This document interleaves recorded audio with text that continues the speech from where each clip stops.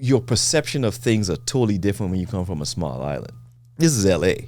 There's a lot of people, and you learn that you need to have friends in positions that can build you up, right? So one of my friends was playing with an artist. They needed a guitar player. He's like, hey, there's an audition. You should come out. Without him, I would have never known about the audition. So I went out, I auditioned, and then I got the gig. Welcome to the My SGV podcast. Our mission is to capture and share the stories of the people of the San Gabriel Valley. We believe our diversity is what makes the SGV great. And no matter where you're from in the San Gabriel Valley, you will feel welcome. All right, SGVers, welcome back to another episode of the My SGV podcast. Thank you for tuning in. If you are a regular listener, we do appreciate you spending this time with us. And if you are new here, we bring you the stories of the people of the San Gabriel Valley. So if that's of interest to you, please consider subscribing. Scott, this is the third reschedule of this guest. And, the first time that he came, he brought his beautiful young daughter here. And I just remember thinking, if I were in his shoes, I would be feeling a great amount of stress. But you're a father, and I'm a father, and we've been through these experiences of children, and you were so, I would say, understanding and just compassionate at that time. And then those are things that our listeners don't get to see. But yeah, do you remember that? Yeah. Well, yeah. You just have to. This is a person and their daughter, and you have to respect that. Yeah, I mean, it's a beautiful thing. Yeah. That somebody cares so much, for their... So what happened, I guess, is he had come, we had started the show, and then it just wasn't working well because his daughter was more interested in keeping his attention. Yeah. And so it made it a little bit difficult. But yeah, you have to roll with it, don't you? Yeah, and I always see, or often see rather, in stores or in certain places, restaurants, parents looking so anxious and nervous, and they're concerned what other people are thinking of them or are judging them. And it's been my experience that many other parents are so much more compassionate and understanding. But you don't really know that at first. You just think the whole world is like, you need to control your child and do this thing. But I've often observed that many people, if you have a child, you've gone through it, so and you have that understanding. But it was just a really beautiful thing, and I'm very thankful that our guest, after having to reschedule another time, has been willing to come back. So I'm really excited to get into that. But before that, just a reminder: don't forget to check out San Gabriel Valley Now, your source for city news, announcements, events, and special savings. Everything SGV. Check them out on Instagram, sgv.now, and check out their website. We're in there, sgvnow.com. Well, let's introduce our guest for today. We're excited to have him, and the things that he's brought. His name is Nigel Williams, and he's a musician, artist. Nigel, welcome back to the show. Yeah, thanks for having me back. Yeah, we're excited to have you. That was a really touching, experience last time. Even though it didn't work out, I really enjoyed watching that and seeing your daughter here and seeing her so playful with you. Yeah, she's usually pretty good, but sometimes, she wants Papa's attention, so sure. We should understand. Nigel, the show is called the My SGV podcast. What is your connection to the San Gabriel Valley? Well, I performed at Kings Row for 12 years.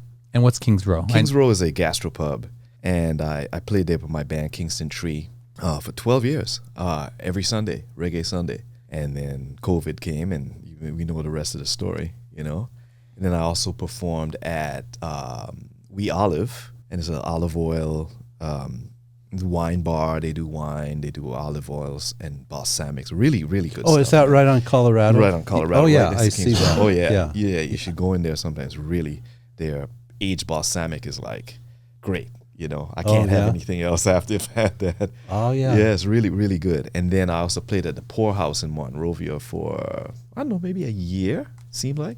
And so when you say play, what do you play? Guitar, and I sing. I have a band, a trio. We do reggae with a twist. So we'll do the traditional stuff because I'm from St. Maarten. So we'll do reggae-based stuff, but with a pop twist because I'm I'm an 80s kid. So I love 80s pop songs. The 80s was a great time. I mean, you know, we look back at it now and realize that, man, the songwriting was top notch. Name some top groups and songwriters from the 80s. Top, I would say Tears for Fears, one of my favorites. I mean, their stuff is just impeccable, you know. You know, man, I love Madonna from that period. You know, we do Borderline from Madonna reggae style. You know, Phil Collins. You know, there's so many. We'll do Michael Jackson tunes. We'll do Prince tunes. We'll do. Man, I do. How about Depeche Mode? Depeche Mode. What were they like? Were they a leading group? Yeah. Two guys or? Yeah, and then what's the other group? We do Billy Idol. We do you know, Eyes Without a Face. Because it's funny, like I listen to the songs, and good music is good music, right? You can take a tune that was written in any style. As long as it's a good tune, you can turn it into any style. You can take a Beatles tune and turn it into bossa nova. You can turn it into reggae. You can turn it into whatever. It's just good music. You know, you have to figure out, like, tempo-wise, you know, certain things you need to adjust, but...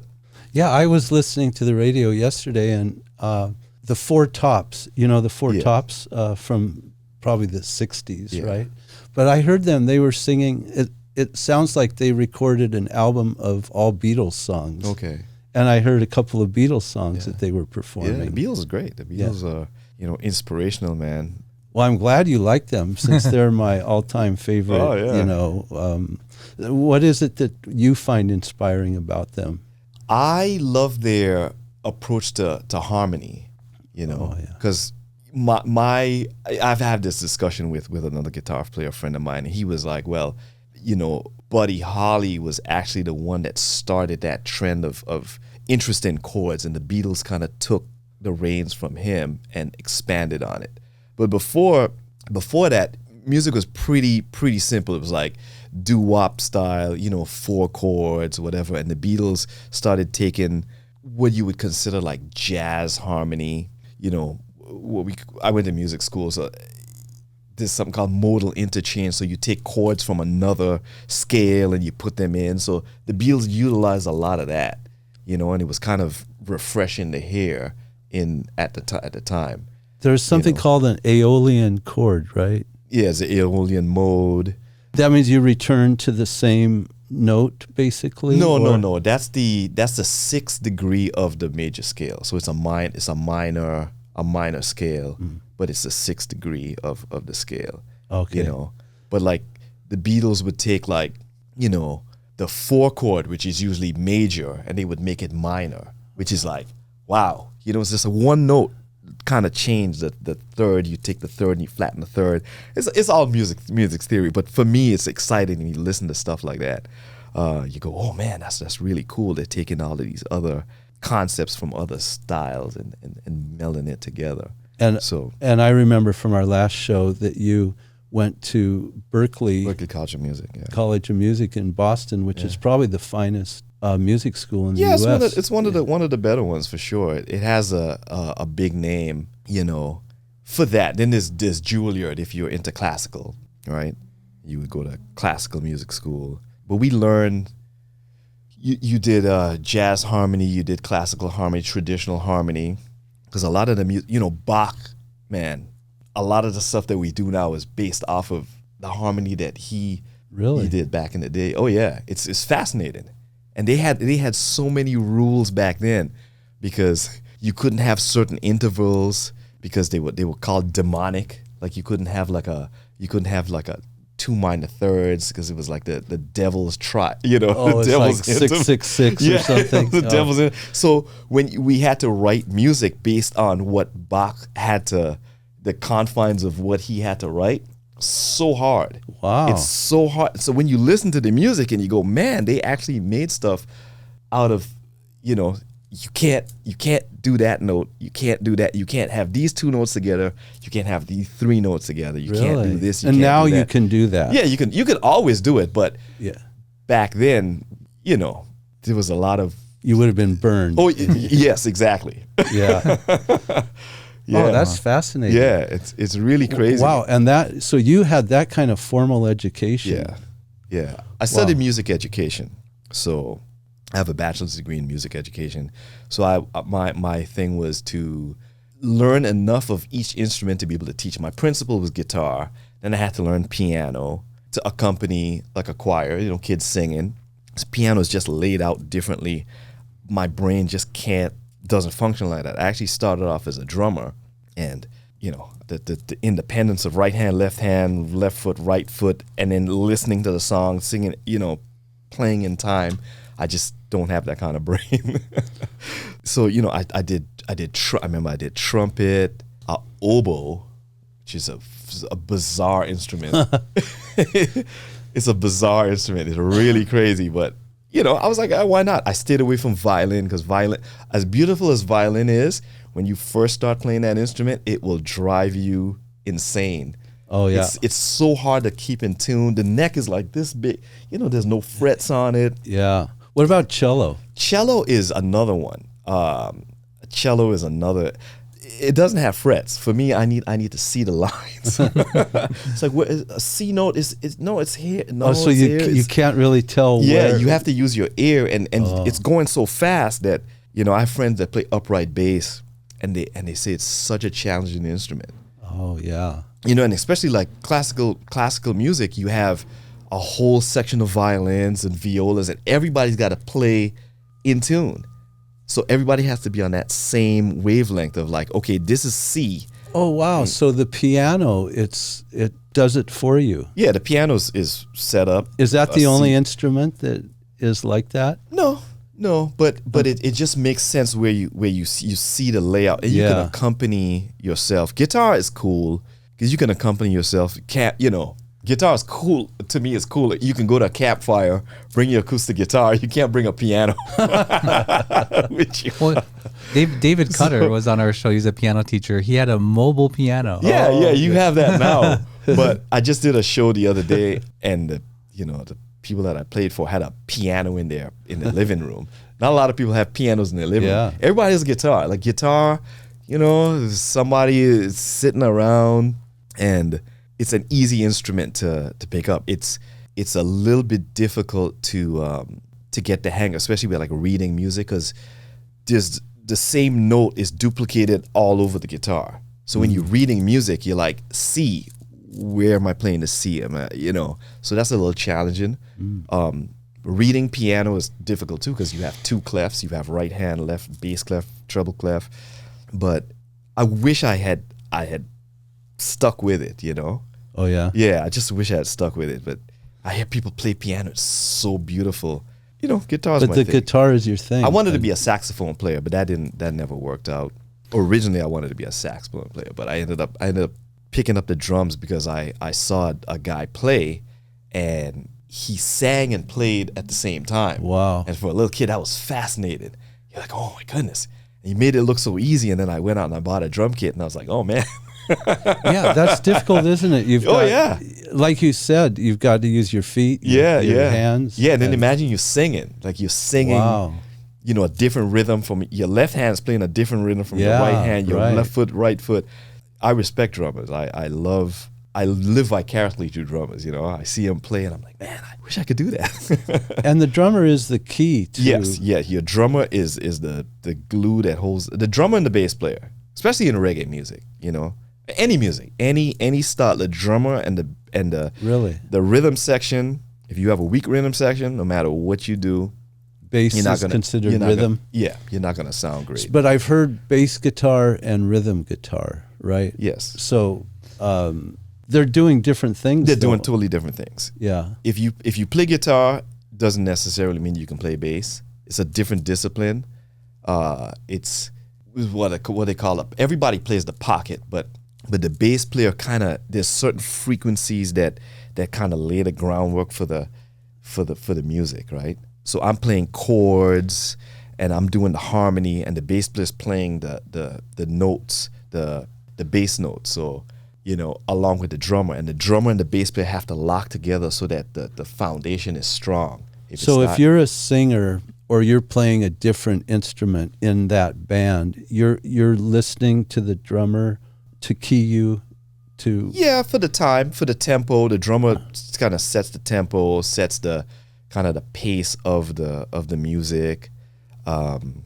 So yeah, but you listen to everybody because you have to listen to what everybody's doing to interact. But the drummer kind of because you always notice when the song starts, the drummer hits the 6, 1, 2, 3, 4. He's like setting up. This is the tempo that we're gonna go at, and hopefully the drummer's good. And whatever he goes 1, 2, 3, 4, he stays at that tempo. Yeah, we all speed up. We slow, it depends, man. It's just you get excited. Everybody's getting so the tempo starts moving up, but it shouldn't go too far, Now, haven't there been drummers who just perform as drummers? Like, let's say Buddy Rich or somebody like that. Did he have an accompanying band? Yeah. But then, Buddy Rich was like the great front soloist. Yeah, he had a great. He did and there's a lot of drummers who do clinics, and that's cool. That's all showmanship. People like showmanship. Oh yeah. People like to see you like proficient at your instrument. And that's what that's about. Certain types of music, that's cool. There's always like the solo, right? Mm-hmm. The certain part of the show, the drummer plays and starts twirling the sticks, doing stuff. Yeah. Prince's drummer used to eat a bucket of KFC. He would eat chicken while he played. When you're doing a big concert, people come to be entertained. It's entertainment. Yeah, it is entertainment, man. You got to entertain the crowd. So, well, Nigel, you said you're from St. Martin. St. Martin. And so you made your way to the East Coast. Yeah. And then when did you come out to the San Gabriel Valley? I came out here in 2001. And what brought you out here? I came out because I'd gone to music school. I went back to St. Martin for 4 years, and I would turn on the TV, and I would see my friends playing with, big artists. I came to the realization, I was like, man, but we went to school together. We were in the same music class. What am I doing? I'm playing for drunk tourists at the beach. And I wanted a little bit more. So then I moved out to California. And I had never been here before. I had a friend, he was actually from St. Martin. He was out here, and then I moved here, and he moved back to New York, and then he came back out here. But and then most of my friends were out here. Yeah. And then, you come out, your perception of things are totally different when you come from a small island. This is LA. There's a lot of people, everybody can play, and you learn that you need to have friends in positions that can build you up, right? So one of my friends was playing with an artist. They needed a guitar player. He's like, hey, there's an audition, you should come out. Without him, I would have never known about the audition. So I went out, I auditioned, and then I got the gig, because I got the opportunity because of a friend who was like, hey man, because a lot of times they'll do auditions here, and like every guitar player in LA shows up. Mm-hmm. And then you realize that 90% of the guys play on the same level. Then they whittle it down to, okay, we're looking for a specific look. So then half the people are gone. And then it's like all these little things. It's like how you interact with everybody else. Because if you're going on tour, you need to get along with everybody because you're going to be on a bus. Have you gone on tour? Yes, I've toured. Yeah, nationwide. Touring is fun. I've toured. I've been to almost every state in the U.S. because of it, except like the Dakotas. They don't count. It's really funny. Up until we don't have listeners. Up until like maybe 5 years ago, I had never met anybody from North or South Dakota. Never, ever. I met people from Kazakhstan, from everywhere in the world, but I never met anybody from any of the Dakotas. And we were doing a gig at Kings Row, and you talk to people, and this girl was talking to us, and she said she was from South Dakota. What? there actually is. There's actually people from South Dakota, North Dakota. It was so fun. It was so funny. They allow them to leave. Yeah, it's one of those places that there's not a lot of bands that go through there, so you don't get an opportunity to go. I've been to New York, I don't know how many times. You go to Florida, you go to Atlanta, you go to Chicago, the big hubs where there's always, especially in the style of music that I was doing, I did a lot of R&B. So there's markets for that, right? Yeah, there's like Memphis, right? Yeah, Nashville. Yeah. I've been to Chattanooga. I was toured with blanking out. Madonna. I wish. Oh my goodness. It's funny. Songwriting, man. You can say whatever you want about Madonna, right? It's when you hear her voice, you know who that is. There's no doubt that that's who it is. Is she the greatest singer in the world? Most probably not. But she's got a unique voice. Same thing with Sade. Sade, you hear Sade, you know it's Sade. There's certain people that you hear and you just no mistake. It's like, who is that? No. Where was Sade from? She is from, I should know this. She had that great 80s song, Smooth Operator. Smooth Operator. Yeah. Yeah. Is she from the Caribbean or is she from? No. She goes to Jamaica a lot. Something? She is from. She's not from Senegal. She's from Senegal. She's from an African country. But she's from Africa. Okay. Helen Fulshade Adu. I can't remember exactly where she's from, but Nigerian born. Nigeria. Yeah. Okay. Yeah. That's the thing, to have a unique voice in whatever you do, art, music. That's how you stand apart. And that was the thing. But also, having a unique voice can put you in a box, right? Oh yeah. So when you come here and you want to tour and you want to do the thing that everybody else is doing, you kind of have to be able to wear many hats. You have to be able to sound like anybody. That's the one thing that I learned. Oh yeah. I was a Santana man. The guy, Santana was it for me. Santana, Hendrix, but Santana has a specific style of playing, which fits with what he does. But if you try to take that and if you got the Madonna gig and you try to play like Santana, you get fired because that's not the style that is required for that. So you have to be unique, but you also have to be able to be a chameleon and go, okay, who played on the record? And I have to sound like that guy. Yeah, especially I suppose when you're doing the kind of gig that you had. Yeah. What was it, once a week, every week at Kings Row? It was every Sunday. You probably got called upon to do a lot of different. Oh yeah, people would ask for stuff, and I always like a challenge. So I've listened to enough music where you hear it and you can kind of go, okay, I think this is where it goes. So sometimes somebody would literally walk up to us and go, hey, can you play that tune? And I go, I've heard it before. Oh, yeah. I don't know the words that well, but you got an iPad, there's Google, click, look it up, and then there's sites where the chords really under the thing. And, I tell the guys, hey, we're going to play this tune.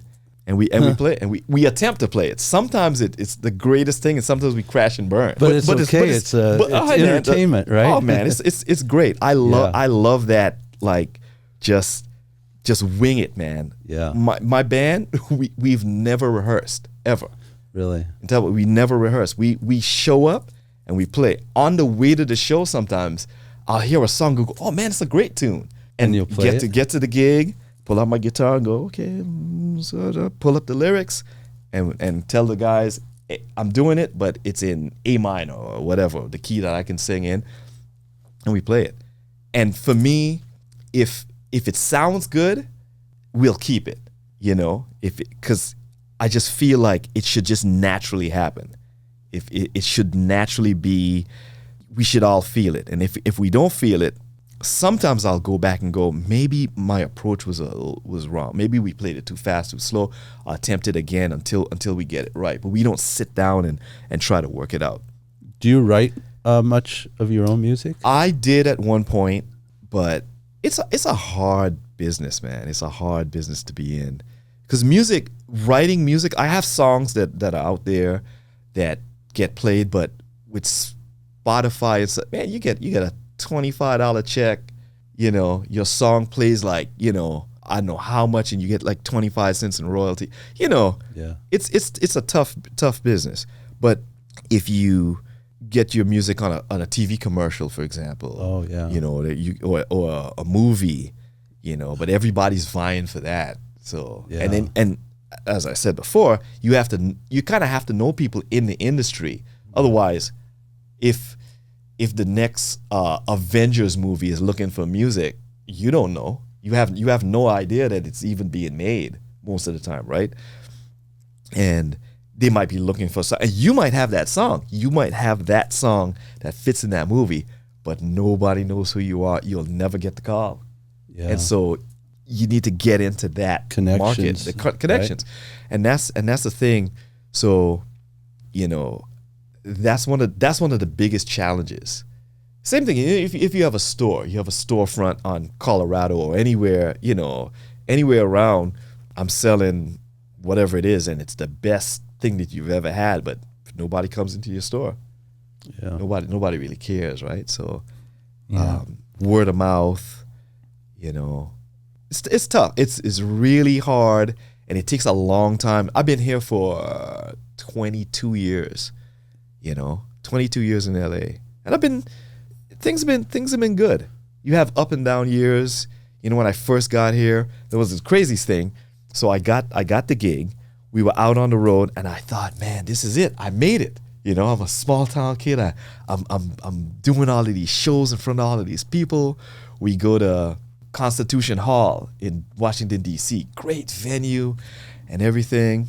We were opening for Maxwell, you know, September 10th. The tour's done. We get to the airport. We get to the wrong airport because there's two airports in D.C. This is Dulles and Reagan. And, you know, tour managers like, oh, we're going to the airport. We get to the airport. We're looking at our tickets. They go, you're at the wrong airport. Oh, no. Okay. We get in the cab. We drive to the other airport. I think you know where I'm going. It's like September 10th. You could do that. You could literally get to the airport and get on the flight. 30 minutes before the plane is leaving, man, you would check in. And the next day, I wake up. I turn on the TV. What's going on? Flip the channel. Is my remote broken? I've seen the same image on every channel. Put on my glasses. I'm reading the ticker. And, you know, and then the realization of what just happened. Yeah. And everything changed after that. All the tours, the band, Maxwell's band, they had 2 more dates. They were in D.C., shut down. They had to rent a bus to come back because you couldn't fly. You couldn't fly. Yeah, you couldn't fly. And man, it was a surreal experience, man. And it just ended everything. All the tour, every tour was gone. Everything was done. It was just done. And I'm just standing there going, what just happened? Yeah. You know? And it was going so good. Everything was going so great. well. Yeah, everything was going great. And then 9/11, and that was it. It just shut you down. Shut it down, and it took a while to kind of pick up from that. Yeah, you couldn't get your rhythm back, did you? Yeah. I mean, we've had those moments over time, and then fast forward to COVID, everything was going great. Yeah, and then same thing. Had all of these shows, and things just kind of fell apart. But it's picking back up. It's getting back.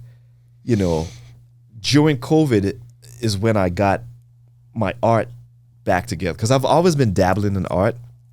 I started off actually as an artist when I was a kid. I was 9, and I started doing it professionally. Well, professionally, I was actually selling painting, so I guess I was doing it professionally.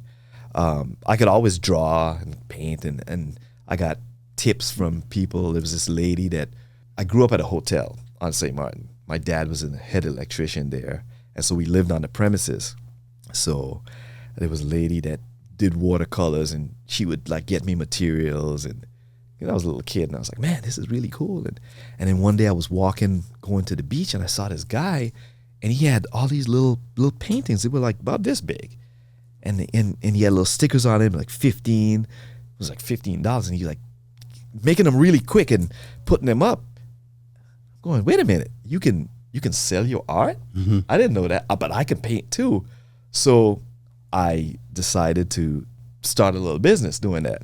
And I was just checking out what he was doing. You know, we're in the Caribbean. Tourists come, they want to see Caribbean things. So cool, I'm going to paint Caribbean. I know how to paint the ocean because the lady taught me how to do all of that. And so at night, I decided, okay, I'm going to set up shop in the middle of the lobby. And there's a nightclub and there's a casino on the right. So I'm going, okay, what's the best place to set? I'm going to set up right by the casino because I'm 9-year-old brain, right? People are going in and they're coming out happy because they won money, and then they're going to buy my work. So I think I did 20 pieces, and I had a little sign with the names of the art and the prices and everything. And I was selling everything for $15. And I'm sitting there, and people would come by and they go, oh, man, it's really nice. And they would walk away, oh, really nice work. And they would walk away. And then my friend's dad, who was the manager of the hotel, he came by. He looked at me and just started laughing. He said, hey, man, what are you doing? I was like, I'm trying to sell my work. He said, man, you're really good, but I think $15 is too expensive. I think you should lower your prices. And I'm like, what? No. But, he said, you should lower your prices to $1. And I'm looking at him like he's crazy. I'm like, $1? That's a huge discount, right?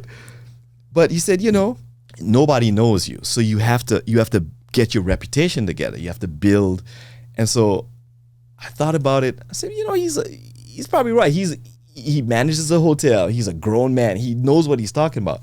So I grudgingly strike through the thing, and I put $1 and everything. People come by, $1? Oh my goodness. And I sold my 20 paintings. Wow. So I'm 9 years old. I got $20. I'm walking home with $20, and I'm like, man, this is actually pretty cool because I don't have to ask my parents for allowance. I could say, wow, this is cool. So I kept at it, and I would go back, and then I figured out that there was a season. So and I know that people would come in they would check into the hotel at a certain point, and they would stay. So business was good when the new people came, but coming on to the end of the week, it wouldn't be so great because those are the same people, right? They've seen my stuff, and then a new batch of people would come in. So I realized what days were best to go, and then I started raising my prices slowly. I was like, okay, I'm gonna get $2. I'm gonna get $3. $3 is selling. I'm like, skip $4, man. Let's go straight to $5. And then I eventually got to the $15. Really? Did you sell 20? I would sell less, but I would still make a little bit of change. Yeah. And then this guy, one night I'm sitting there, and this guy walks in, and he's got an easel. He had like the stuff. I just had, I'm a kid. I don't have anything. I have pencils and watercolors, and he comes in, he opens this box, and it's all this colors, man, and people are sitting in front of him, and I'm like, man, this dude is infringing on my territory. Let me go see what's going on. So I walk over to him, and I'm picking his brains, like, what are those? He's like, oh, they're pastels. Pastels, huh? And he's doing portraits of everybody, and he's doing it quick, man. The guy was quick. He would draw like an oval. He would make the thing, and so, $45. Where do I get pastels from? I have no idea where to get them. So then I decided, well, if I can draw, so if I draw the person's face, I'll charge them $25. It's more, and I can do them pretty quick. And so if a guy is selling his paint for $45 and there's a kid for $25, you gotta pick the kid, man. So I used that to my advantage, and I would draw people, and the people would come over and they would sit for me, and I would draw them and give me, man, and I was rolling. This is the 80s, right? $25 in the 80s was a lot of money. Oh, and so yeah. I'm probably 10 years old at that point. And then I remember vividly, somebody opened the door to the night, and I heard music coming out of it was always there. It was there. It's been there every night that I went, but I never noticed it until this one night. So I go into and man, the band is on fire, man. They was like the best musicians on the island at the time. They were like studio guys, and they had this gig, and I walked in, and it was like, this is the drummer. He's singing and playing drums at the same time. I gotta do that. I got money.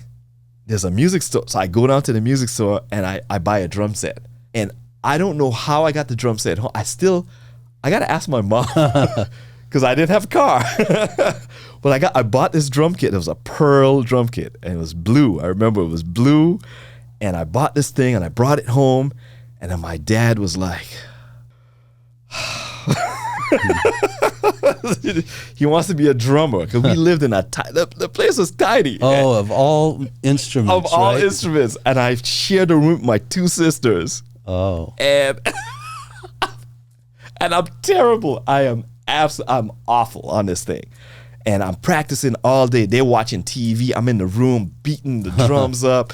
And later on in life, my dad he told my sister. My sister told me finally, like, he said, "Man, when you switched to guitar, everyone was happy. We were so happy, even though the guitar was pretty loud. It had a little amp and everything, but I remember that, man. And I, and then I got into the guitar, and I would take my guitar to school. In high school, I would sit there in the break, and I would be on this thing, just playing all the time. And my English teacher had a band, and there was a graduation happening. And so he asked me, "Hey, would you like to be in the band?" What? Yeah, sure. So I had to learn all of these tunes, and I played. That was my first professional gig, and I was probably 12. Wow. Yeah, I was about 12 or 13. And then I actually joined a legit band. So he was my English teacher, and then there was a teacher at another school, and we had a drummer and a singer, and I'm this little kid, and I would gig, and they would come pick me up and take me to the shows and drop me, bring me back home after the gig, and I played. Man, I was working almost every night. Yeah, it was crazy. You were pretty industrious. Yeah, and then a group of musicians came to the island. They were Berklee graduates, and some lived on the island, some were away, and they came and they did a show, and I went and I saw it, and it was just, wow. So if I go to music school, I'll sound like that. Oh. And so I was a good student, but when I got into music, I didn't care about school anymore. I was just like, man, I just want to play guitar. But then I soon realized that I needed a high school diploma to be able to get into Berklee, because I failed. Like my first year of high school, I failed because I just wasn't into it. But I got it together, and I graduated, and I moved to Boston and spent 5 years in Boston.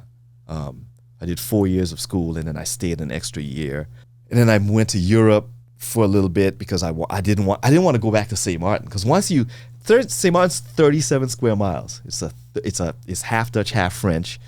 Beautiful place, but you go to Boston was a big city, but it's smaller than New York, right? If you wanted New York, you would drive to New York, get New York, and be like, okay, cool, I'm going back to, this place. So I couldn't go back there. I didn't want to go back there. I went to Europe because the music scene at that time was kicking over there, and I decided I was going to go, and I went back to St. Maarten, and then I was like, man, okay, nah, and I ended up staying for 4 years, which was a good thing. I developed a lot of what I do now with the 80s reggae thing and all of that there at this spot, because we were playing all the time. Nigel, I noticed you brought this painting with you, and so I now know the origin of your painting when you undercut your competition next to you. But we ask each guest to bring an item of significance with them. Is this what you brought today? That's what I brought. Can you tell us about it and show the camera? Okay, this is one of my. Is it upside down? Upside down. Oh yeah. All right, this is painting I did of Mr. Santana. It's basically, so what I do is I watch a lot of videos of live performances. I'll do screenshots of the performance so that I get motion. So, a lot of times the hands are kind of blurry and things are kind of blurry because they're moving because they're on stage doing. And so that's my thing. I developed that I was actually, right before COVID, I had gone to a show and my girlfriend took a video of me playing and the lighting was great. And I was like, I need to make but it was a video. And I said, I need to figure out how to make a painting of this. So it's screenshot it. So I screenshotted and I did that. And then I just kind of developed the technique over time. Wow, that's really good quality. And so, you can tell it's like I use acrylic. Are you going to sell it? This is going into an exhibition at a gallery called Council and Canvas. It's in Marina del Rey. The owner is a lawyer, and he's also an artist. Okay. And so I started posting a lot of my paintings on Instagram, and I would go to his gallery and check the stuff out. And he was like, you know what? I want to do something different. Because usually when we do art exhibitions, there's like jazz playing and whatever. But I want to do something that's guitar focused, heavy guitar. So like we'll play like System of a Down and like really heavy rock. And I was like, man, that sounds cool. So I just started making a bunch of most of the paintings of me because it's a subject matter, right? So I wear this hat and I do a lot of shows and it's kind of mysterious. If you know it's me, but you'd never really see the face. It's kind of blurred out. And I started doing a lot of paintings of myself. And then I branched out and I was like, I didn't want to do famous guitar players just because it's been done. Like Jimi Hendrix, even though I have a Jimi Hendrix one coming, but I just didn't want, I'm going to do it in my way. So it's cool. But I did Santana. I did Stevie Ray Vaughan. I just did one of Leon Bridges, and that's going into an exhibition this weekend at a place called Carter Sexton. They're actually an art supply store in the Valley, and they have these art exhibitions every so often. And I just happened to go in to buy materials one day, and I saw all these people, and I said they had like wine and cheese out. I was like, what's going on? And I look up and I see all these paintings, so I got into it, and they accepted 2 of my pieces. So I am going to drop those off today, and that goes until January 2nd. That one runs. This is what I do. I'm an artist. I'm a painter, but it's easier to get a gig playing at a spot than to sell, because I don't have the connections. Yeah. I do have a gallery called Gallery Lacaille in Hollywood that represents my work. And I've done well through that. And now I'm expanding to these other art galleries. So now I'm trying to catch the art up with the music. Because I have connections in the music industry, but I don't have any connections in the art world. So... And is that where you'd like to put more of your time? Yeah. I've been spending a lot more time doing that than the other thing, because I'm trying to play catch up. When I was at Berklee, I did an exhibition there at the school, because a lot of musicians paint, and there was an exhibition where it's like the artists of Berklee. So I got a couple of pieces in there, and then before I left St. Maarten, I had a big exhibition at the Cultural Center on the French side, and I was leaving, so I went on a tear. I made like 22 paintings, and all my big artist friends, who helped me, supported me, and I sold like 18 paintings, and I still have 4, just as nostalgia. I'm keep them around. But I sold like 18 paintings at this thing. Then I moved here. Then I painted a little bit. Then I got into the music, and then I go back and forth. And then when COVID happened, and I lost all my gigs, I literally was like, man, what am I gonna do? So my girlfriend was like, you need to paint. And I started going on the internet and just getting inspiration. There was a movement called a painting a day. So the whole concept was you made a little 8x8, small, something that you can knock out really quick, and you paint every day. And that's how you get good. You just do it every day. And it was like a lot of still lives and stuff, because I had taken a lesson with an artist called Patty Malika, and she basically helped me develop this style of painting. Because if you see my work before it doesn't look anything like that. But it's a whole concept of bold, big brushes, not a lot of detail. It's kind of abstract but realism, representational. And I started doing all these little paint, and so man, I started stacking these things every day, because we were in COVID for a minute. Wow! So you've got a nice inventory. Yeah, but the inventory is all gone. Oh. Yeah, I sold them all because I started posting them. I was selling them for cheap because I just wanted to buy more materials to continue going, And so I was selling them for like $90, $100. People were scooping them up, and so I think I sold probably about 60 pieces during that time, because they were cheap. It was easy, and people wanted to feel good and they wanted to support. And then the gallery reached out to me and said, "Hey man, I really love your work, but we can't sell the work for that cheap, because we're not gonna." People are, there's the whole school of a painting a day. You sell them cheap, you get rid of them, but then you need to break out of that, right? You need to start doing bigger pieces for bigger spaces. Right.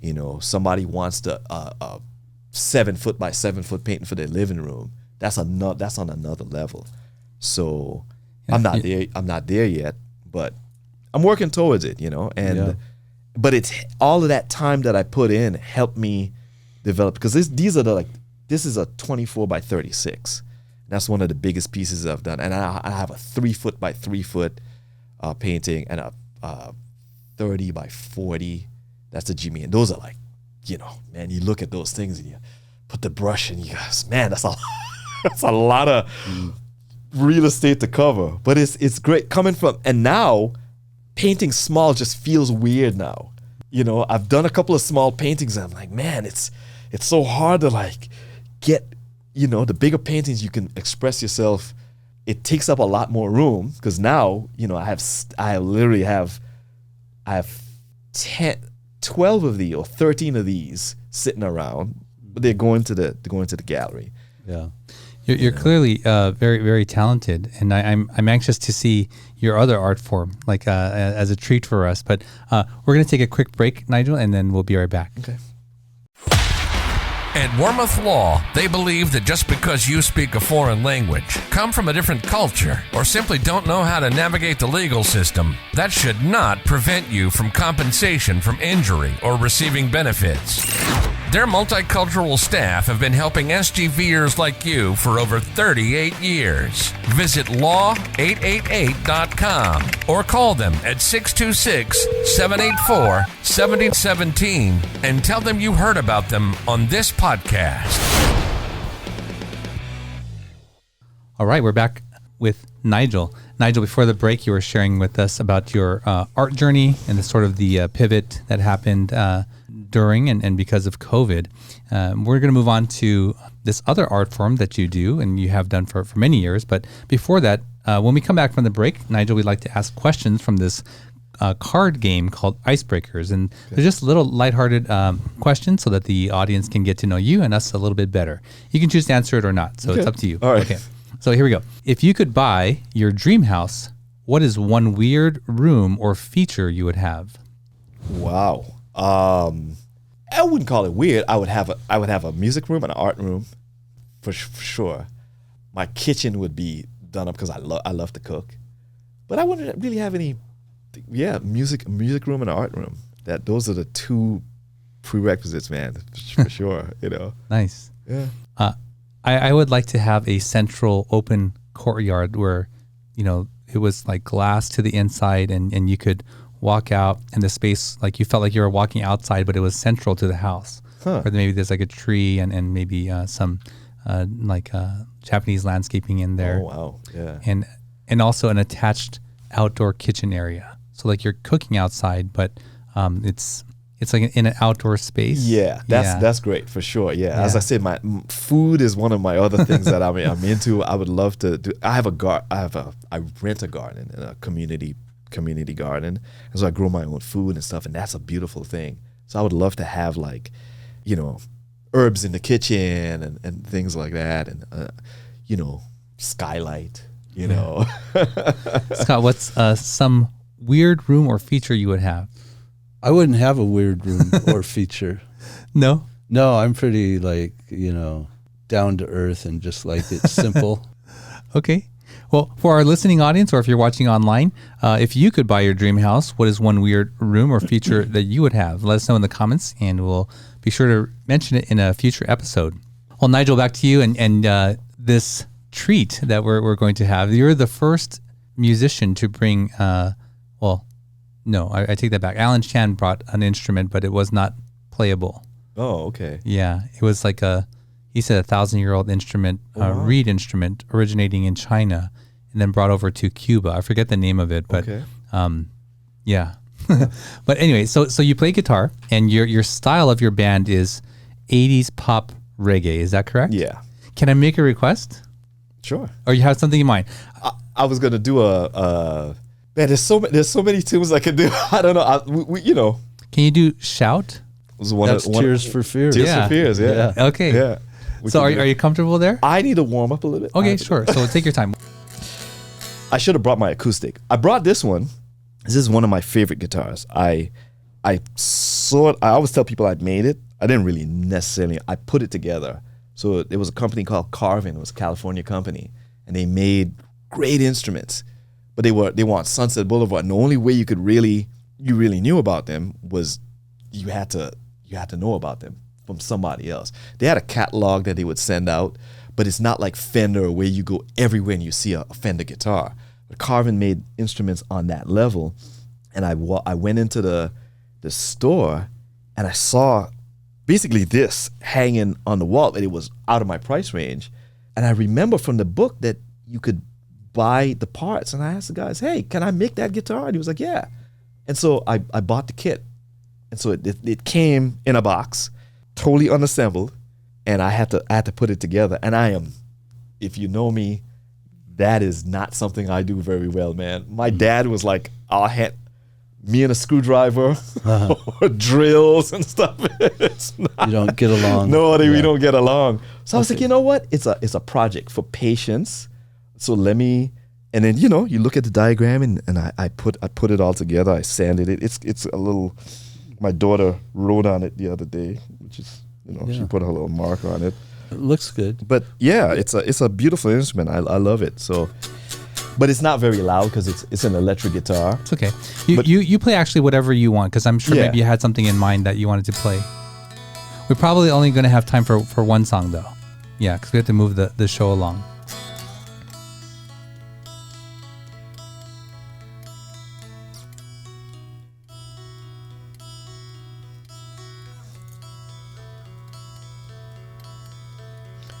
Shout, shout, let it all out. These are the things I can do without. Come on, I'm talking to you. Come on. Shout, shout, let it all out. These are the things I can do without. Come on, I'm talking to you. Come on. In violent time, you shouldn't have to sell your soul. In black and white, they really, really ought to know. Those one-track minds that took you for a working boy, kiss them goodbye. You shouldn't have to jump for joy. You shouldn't have to shout, shout, let it all out. These are the things I can do without. Come on, I'm talking to you. Come on. shout, shout, let it all out. These are the things I can do without. Come on, I'm talking to you. Come on. A little bit of something. Wow. Hopefully you can hear the guitar. Awesome. Yeah. Yeah. Yeah, that's impressive. Thank you for sharing that with Yeah. us and with our audience. Yeah, I can definitely hear it. It probably would have come through a little stronger with an acoustic. But Yeah. Thank you. And you can just fire that off of memory, huh? Yeah. That's But I mean, amazing. a lot of the tunes I have an iPad. This one I was like, how's it go again? Yeah, but to hit all the notes, how would you remember all the notes? Oh you man, know? it's a challenge because Yeah. I have a 2-year-old now, so like part of my brain is like filled with all this Yeah. other stuff. So I have an iPad, and I basically have all the lyrics in that because I've gotten to a gig, songs I've done for years, start playing, and Forget a word. forget the words. I'm looking at the drummer like, hey man, how's the song? Do you think what you just did you hit all the lyrics right? Do you think? I don't know. You just think them like you know, and then that's a question. When you make mistakes, make them with confidence. That's right, That's what I learned Yeah. in music, man. You know, if you play the notes with confidence, Yeah. You know. Yeah, that makes sense. Yeah. Right. Well, how would we know? yeah. Yeah. Well, Nigel, we're going to move on to the final segment of our show where we get to know a little bit more about you and what you like in the San Gabriel Valley.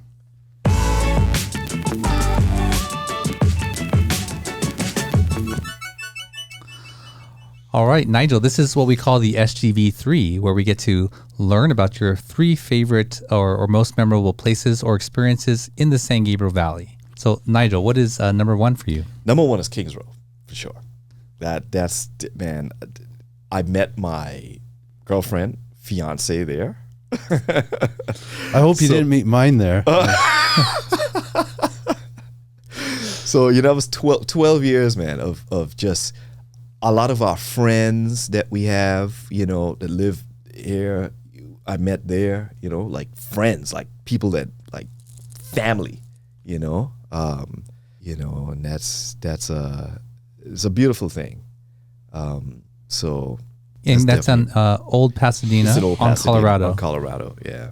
They're still around. They still do stuff. We actually have a show coming up there, but the every Sunday thing is kind of on pause for a little bit. But everybody's like slowly getting the music back and doing those things. So, Yeah, in time we'll be back. I can't wait. awesome. So. And what's number 2?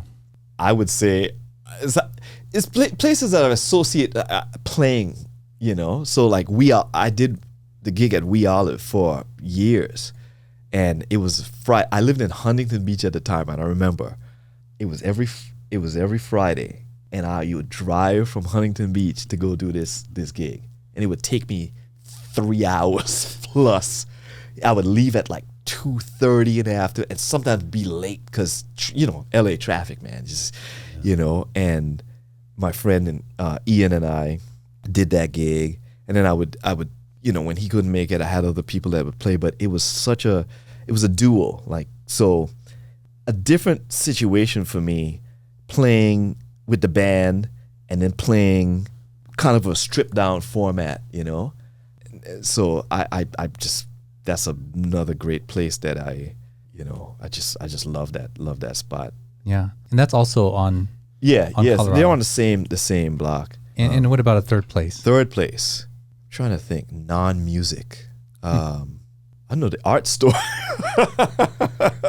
Is that on? It's in Old Pasadena also, Yes, Old right? Pasadena, Is, yeah. is it a Blick? The Blick, yeah. Oh, okay. Yeah, man. That's what there's couple of there's stuff close. Well, it's not necessarily closer in time wise. It's the same thing. Like there's one in Hollywood that I go to, but I like coming out to the Pasadena one. I don't know why. It's just I love it. I love it out here. I come out. So I guess when I go out there, I'll go to Kings Row. I'll get like a breakfast burrito or something. I'll go to We Olive and refill my olive oils, and so I bring my daughter sometimes, and then we started going to the near the Rose Bowl. There's that park. There's the Children's Museum, I think it's called. Yeah. Yeah. Kid space. The Kid Space. Kid Space, Yeah. We go there a lot. She loves that spot, man. I go there. It's fun. Yeah, for sure. I love going out there. It seems like Old Pasadena has a real, place for you there, right? A lot of meaningful things that happen there. Yeah, there's good food too. There's a lot of like Italian restaurants around. I'm trying to get into I went to a dim sum spot the last time on the way back. I can't remember what it was called. It was Chef Tony's? No, it was Lunasia? upstairs. It was like at a mall, and it was upstairs. I just went based off of Google. Was it in Old Pasadena? No, it was here on. It's on Focus Plaza. It's on the third.